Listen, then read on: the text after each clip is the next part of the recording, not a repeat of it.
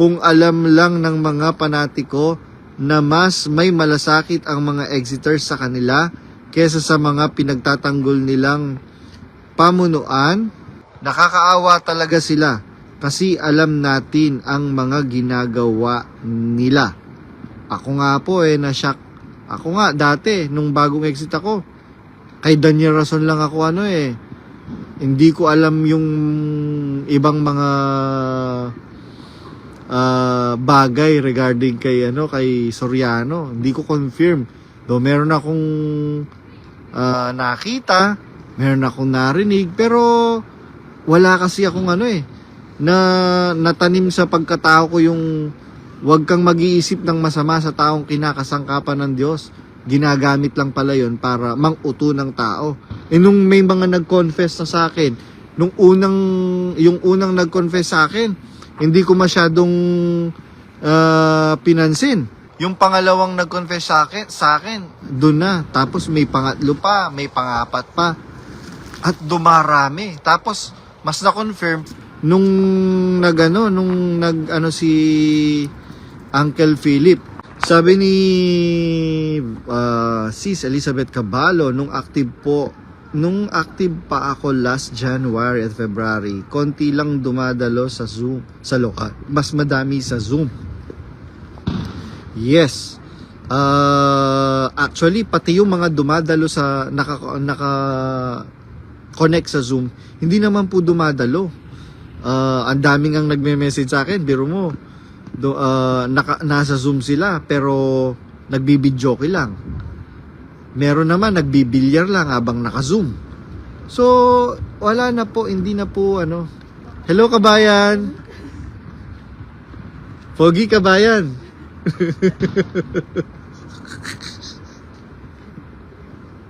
meron dumaang kabayan. Meron siyang kasamang, lokal. Pogi yung kasama niya. Narinig yun naman ako, natawa sila Sabi ko, pogi kabayan. Meron namang kabayang, nakaahon sa kahirapan. Yung kasi yung namin Yung kasi yung biruan namin nung kaibigan ko. Sabi niya, pag nakakita ka ng Pilipina na may kasamang foreigner, lagi mong iisipin na meron na namang isang kabayang umahon sa kahirapan.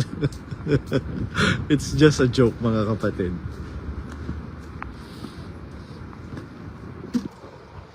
Ay, tinahapon ko yung mga tissue. Ayun. So, ayun po mga kapatid.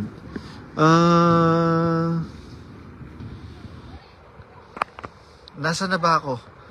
Nawala ako Ano ba yung pinag-uusapan natin kanina? Yes, yung Zoom. Naka-tune in lang. Actually, pati sa pasalamat pag naka-live ako dati, nakabukas yung Zoom, pero sa akin nakikinig yung mga kapatid. And intentional kong ginagawa yan, mga kapatid, para asarin si Bobonjing. Napakabobo, napakatanga, saksakan ng kabobohan. Nung nagsabog ng kabobohan ng langit, sinalo lahat ni Daniel Rason, mga kapatid. Napakabobo, napakatanga. Hindi mo na iniisip yung ginagawa.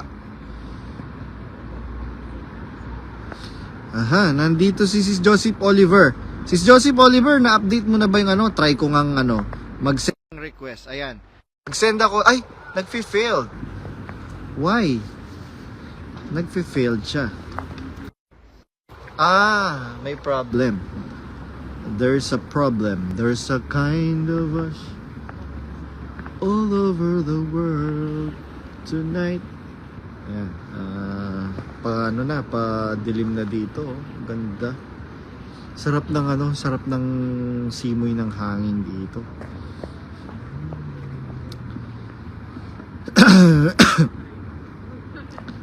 Shoutout muna natin yung mga nandito ngayon na nanonood. Ito lang po yung nakikita ko Pero yung iba hindi ko nakikita dito sa mga nanonood. Nandito siyempre si Sis Elizabeth Caballo from Toronto po ba kayo? Or Calgary, Canada. Siyempre nandyan din si Brad Eric pagka nandyan si Sis Beth Caballo. Nandyan din si Brother Jopot from Paris, France. Nandyan din si Ray Barcelona, si Brother Ray Barcelona. Grabe, parang nakaupo ka sa yelo. Ang lamig ng ng upuan. Nandyan din si Lila Yuzon, si Brad Ariel Estanislao from Saskatoon, Canada. Si Canada. Nandyan din si Brother Ryan Wang from Cubao, Quezon City. Nandyan din si Sister Joseph Oliver ng Saskatoon, si Canada. Si Brother Rivero Carlo, si Brother Renato Olivia Felicidario, si Sister Marina Batanherona, si Yenyen Canlas, si Brother Ace Bugs Sarakla, at saka sino pa ba? Yun lang yung mga nakikita ko po dito, mga kapatid. Na-update ko na, bro. Bakit ayaw po? Saglit lang try ko uli. Nag-failed siya. Ayan. Approve. Ay!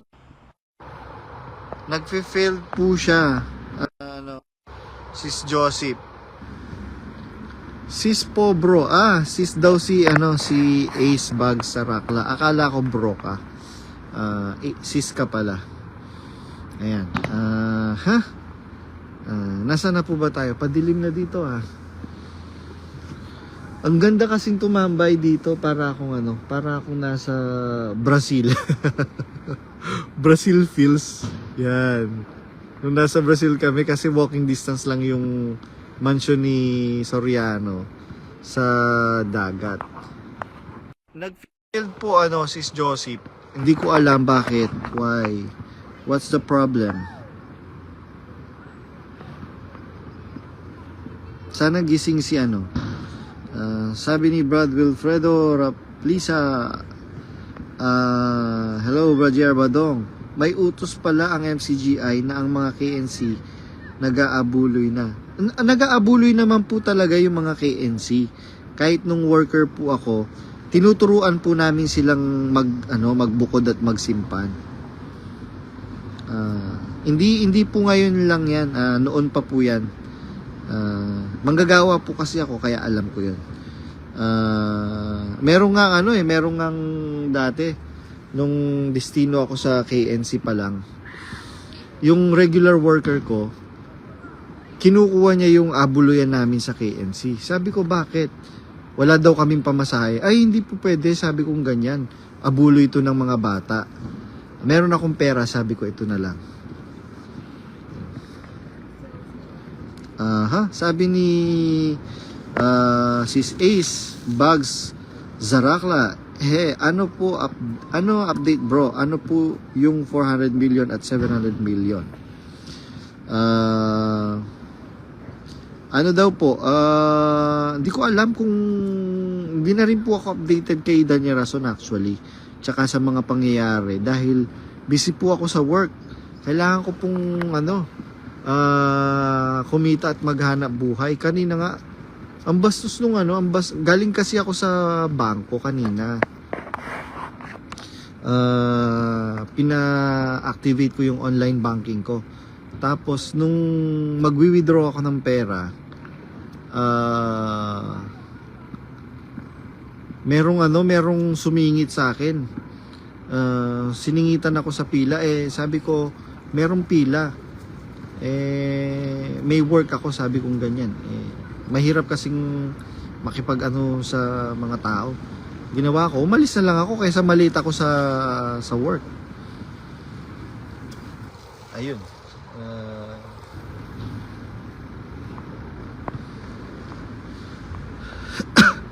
Madilim na dito. Meron po bang gustong umakyat? Gising pa si Ay, pakyatin nga natin tong si Bradjet. Bradjet, nagko-connection failed din.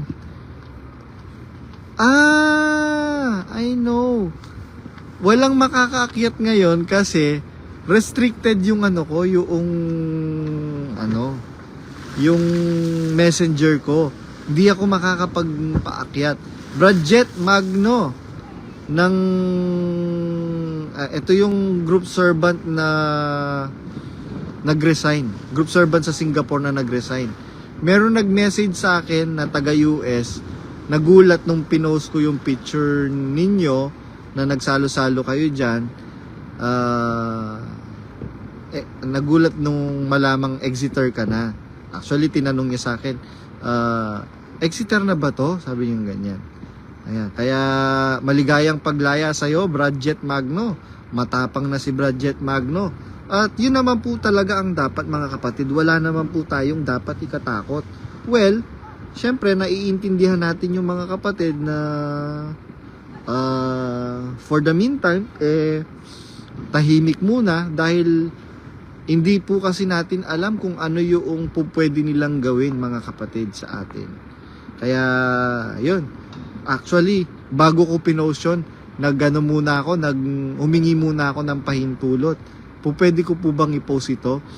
Hindi po kasi ako nagpo-post nang hindi ako umihingi ng pahintulot sa mga kinauukulan, mga kapatid. I respect other people's privacy. Nandito rin si Brother Joel Alfonso. Brother Joel, kumusta na po kayo? Dalangin ko'y nasa mabuti po kayong kalagayan. Nandyan din si Brother Jamel Goods. Hey, good morning. Kumusta ka na, Brother Jamel Goods?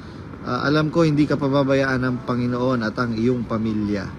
Brother Jamel Goods. Kaya, ano lang, fight lang tayo, Brother Jamel Goods. Hey!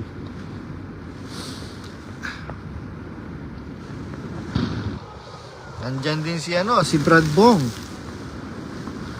Pag nagla-live po si Brad Bong, mga kapatid, yung kapatid nating physically blind, mga kapatid, but spiritually dilat ang kanyang mga mata. Pag nagla-live po siya, mga kapatid, i-suportahan niyo po siya. Malaking tulong po yun para sa kapatid na bulag dahil meron po siyang itinataguyod na pamilya. At yung mga nandyan lang sa Manila, Metro Manila area, baka gusto nyo po magpamasahe, pwede po kayong kumonta kay Brother Bong. Yan, si Brad Bong. Sabi ni Brother Joel Alfonso, okay lang po ko, bro. Yan, salamat sa Diyos. Yung mga Exeter, okay sila. Ang hindi lang naman okay, yung kumukulo ang dugo. Kumukulo na ang dugo mo, kaya sundan mo aking payo. Problema'y lilipas na lang, kaya't cool ka lang, cool ka lang. Hindi po si Brad Bong Rueda. Baka pag-inita na naman si Brad Bong Rueda, maging sensational na naman. Hindi po si Brad Bong Rueda. Sabi ni Brad Nelson Bernardo, hello po Brad JR Badong, hello din po Brother Nelson. Sabi ni Sis Elizabeth Caballo, kung alam lang ng mga panatiko na mas may malasakit ang mga Exeter sa kanila kesa sa mga pinagtatanggol nilang pamunuan, nakakaawa talaga sila kasi alam natin ang mga ginagawa nila. Ako nga po na-shock. Ako nga, dati, nung bagong exit ako, kay Daniel Rason lang ako hindi ko alam yung ibang mga bagay regarding kay Soriano. Hindi ko confirm. Though meron akong nakita, meron akong narinig, pero wala kasi akong na natanim sa pagkatao ko yung huwag kang mag-iisip ng masama sa taong kinakasangkapan ng Diyos. Ginagamit lang pala yun para mang-uto ng tao. Nung may mga nag-confess na sa akin, yung unang nag-confess sa akin, hindi ko masyadong pinansin. Yung pangalawang nag-confess sa akin, doon na. Tapos may pangatlo pa, may pangapat pa. At dumarami. Tapos, mas na-confirm, nung si Uncle Philip,